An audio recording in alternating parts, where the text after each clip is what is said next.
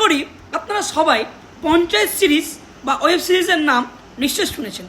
আজকে আমি ভারতের ত্রিস্তরীয় পঞ্চায়েত ব্যবস্থার একটু ইতিহাস সম্পর্কে সামান্য আলোকপাত করতে চলেছি।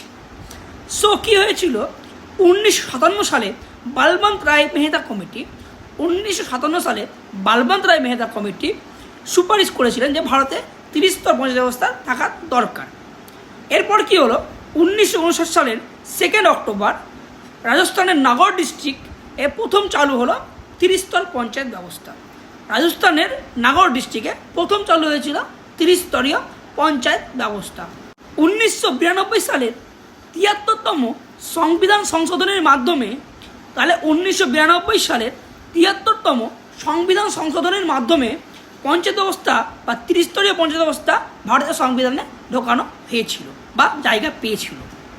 ভারতীয় সংবিধানে 30 স্তরীয় পঞ্চায়েত ব্যবস্থার অবস্থান হচ্ছে আর্টিকেল নাম্বার 243 থেকে 243 ও পর্যন্ত এবং পার্ট হচ্ছে 9।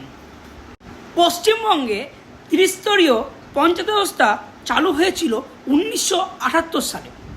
30 স্তরীয় পঞ্চায়েত ব্যবস্থা যে 3টি স্তর, সেটি হচ্ছে প্রথমে হচ্ছে গ্রামীণ স্তর বা ভিলেজ লেভেল, তারপর হচ্ছে ইন্টারমিডিয়েট লেভেল বা মধ্যবর্তী স্তর, তারপর হচ্ছে ডিস্ট্রিক্ট লেভেল বা জেলা স্তর। ধন্যবাদ আপনাদের সবাইকে দেখার জন্য। প্লিজ সাবস্ক্রাইব করুন আরও গুরুত্বপূর্ণ ইনফরমেটিভ তথ্য পাওয়ার জন্য। Thank you so much.